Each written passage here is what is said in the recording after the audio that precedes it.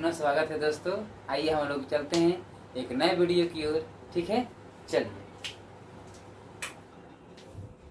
ठीक है, अब आवाज अच्छा जाएगा। ठीक है, चलिए तो शुरू करते हैं। हम लोग कर चुके हैं बृहद्रथ वंश। ठीक है, उसके बाद है हर्यक वंश। हर्यक वंश में हम आज लेके चल रहे हैं और हर्यक वंश में बताएंगे 2 पार्ट में। क्यों? क्योंकि इसमें बिंबिसार के बारे में थोड़ा ज्यादा बताना है।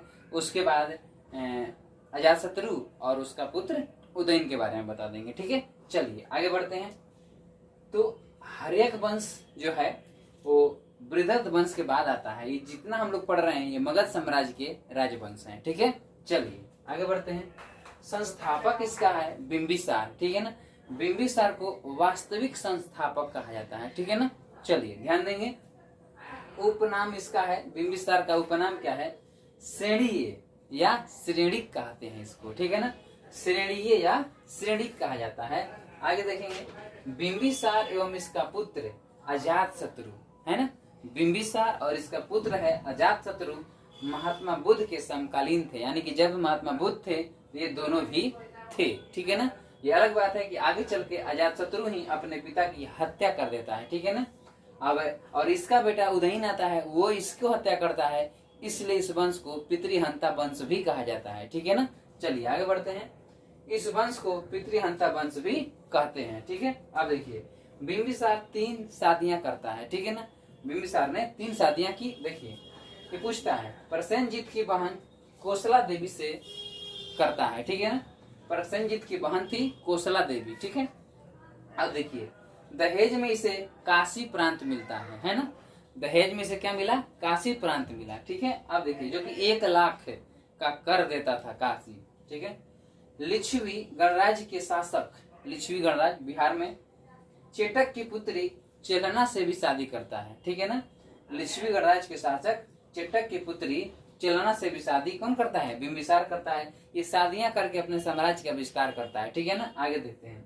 मध्य देश जो आज के पंजाब है, ठीक है ना, तो मध्य देश पंजाब की राजकुमारी क्षेमा से भी यह शादी करता है। ठीक है ना, पंजाब में ज्यादातर मदिरा वगैरह चलता है, तो याद रखिएगा मध्य देश जो है उनकी वहां की राजकुमारी है और वो क्षेमा है ना। क्षेमा जो ज्यादा शराबी वगैरह होते हैं तो उनसे लोग क्या करते हैं? छीमानु करते हैं, तो क्षेमा है। ठीक है ना, अब देखिए यहाँ है राजवैद्य जीवक इसी के शासन काल में थे। ठीक है ना, राजवैद्य थे, जीवक थे जो इसके शासन काल में थे, यानी किनके? बिंबिसार के शासन काल में थे। ठीक है, भारतीय इतिहास में पहला शासक जिसने स्थानीय सेना रखी, इसलिए इसे सैनीय कहा जाता है। ठीक है, आगे बढ़ते हैं। बिंबिसार ने महात्मा बुद्ध की सेवा के लिए जीवक को भेजा था। ठीक है ना, महात्मा बुद्ध बीमार पड़े थे तो वही जो वैद्य हैं, जीवक बहुत मशहूर हैं, उन्हीं को भेजा जाता है।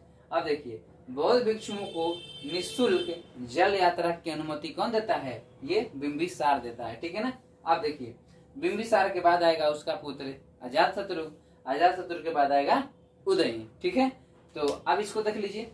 मगध साम्राज्य में वंश का क्रम से सजाने के लिए आता है। तो पहला है बृहद्रथ वंश, दूसरा है हर्यक वंश, तीसरा है शिशुनाग वंश, फिर नंद वंश, फिर मौर्य वंश, फिर शुंग वंश, कण्व वंश और कुषाण वंश। ठीक है, इसमें हम लोग आगे देखेंगे शिशुनाग वंश। उससे पहले हम थोड़ा सा अजातशत्रु और उदयन के बारे में देखेंगे। ठीक है, तो अगले वीडियो में हम देखेंगे इस चीज को। और आज के लिए इतना ही। आप लोग को पता है कि हमारा वीडियो छोटा छोटा होता है ताकि आप लोग आसानी से इसको देख सकें। ठीक है, तो मिलते हैं हम लोग फिर से अगले वीडियो में। तब तक के लिए आप इसका रिवीजन कीजिए और अपना ख्याल भी रखिए। तब तक के लिए धन्यवाद।